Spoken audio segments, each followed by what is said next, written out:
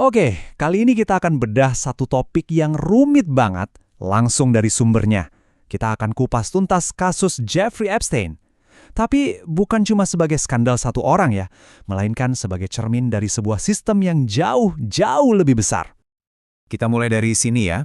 Ada kutipan yang jelek banget dari salah satu sumber kita yang menegaskan kalau kasus Epstein ini bukanlah sesuatu yang aneh atau terjadi sekali saja, tapi ini adalah gejala dari masalah yang sistemik dan terus berulang. Jadi ini nih gambaran besar pembahasan kita.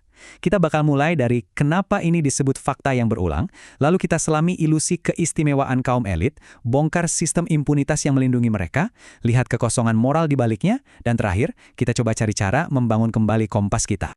Oke, pertama-tama mari kita pahami dulu, kenapa sih kasus ini bisa seheboh itu di seluruh dunia, dan apa sebenarnya yang diwakilinya? Begini, banyak sumber yang bilang kalau Epstein itu bukan sekedar penjahat biasa. Dia itu kayak studi kasus gitu. Studi kasus yang nunjukin betapa rusaknya moralitas di balik topeng kebajikan dan kemewahan kaum elit. Sekarang, yuk kita coba bedah lebih dalam. Gimana sih pola pikir yang bisa bikin seseorang melakukan hal-hal kayak gini? Ini soal psikologinya. Nah, ini pertanyaan kuncinya yang juga dikutip di Noon Post. Apa benar kekuasaan itu bisa merusak pikiran? Ternyata temuannya, sangat mencerahkan.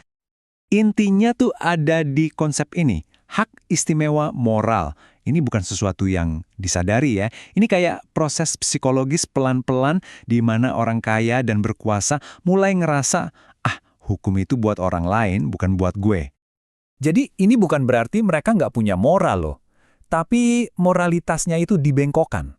Mereka percaya kalau aturan-aturan biasa, definisi benar dan salah yang kita anut, ya nggak berlaku buat mereka yang spesial.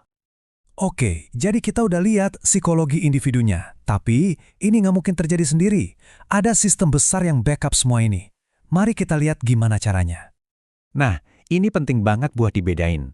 Jangan cuma lihat Epstein sebagai satu orang monster. Kalau begitu gambarannya nggak lengkap. Kita harus lihat kejahatannya sebagai bagian dari, sebuah keterlibatan terorganisir, di mana banyak institusi ikut main, ikut ngasih perlindungan. Dan ini bukan cuma omong kosong. Lihat aja jaringannya. Ada sistem peradilan yang kasih keringanan hukuman. Ada bank-bank besar yang pura-pura nggak lihat transaksi aneh. Media yang poles citranya. Sampai koneksi politik yang bikin dia kebal hukum. Ini bukan kegagalan personal. Ini kegagalan berjamaah. Dan kalau kita lihat lini masanya, polanya jadi makin jelas. Coba deh lihat, tahun 2008 dia dapat keringanan hukuman yang aneh banget padahal kejahatannya berat. Terus, 2019 dia meninggal di penjara dalam kondisi yang super mencurigakan. Baru bertahun-tahun kemudian ada upaya serius buat buka-bukaan.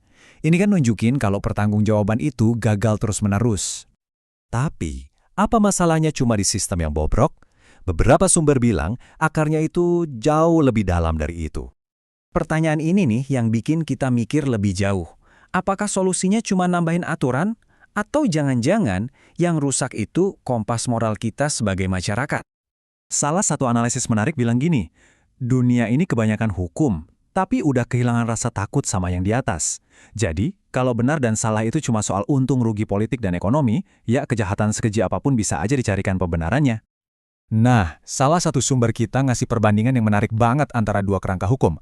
Di satu sisi, ada sistem sekuler kapitalis, di mana kekuasaan dan profit jadi tujuan utama, dan moralitas bisa jadi fleksibel. Di sisi lain, ada sudut pandang dari hukum Islam, yang menekankan kalau martabat manusia dan batasan ilahi itu yang utama, jadi nggak ada ruang buat kejahatan elit semacam ini. Kalau dari kacamata teologi Islam, akar masalahnya itu ada di hawa nafsu, keinginan liar yang nggak terkendali. Kalau itu udah jadi Tuhannya seseorang, mengalahkan segalanya, ya udah, dia pasti tersesat. Oke, kita udah lihat masalahnya yang super kompleks. Terus, solusinya gimana dong menurut sumber-sumber ini? Dari Fusilat News, ada 4 langkah besar yang diusulkan.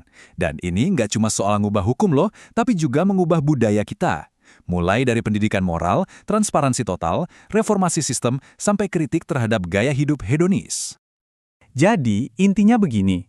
Kita bisa aja ganti hukum 1000 kali, tapi kalau budaya dan nilai-nilai di masyarakatnya nggak berubah, itu semua cuma perbaikan sementara, cuma tambal sulam.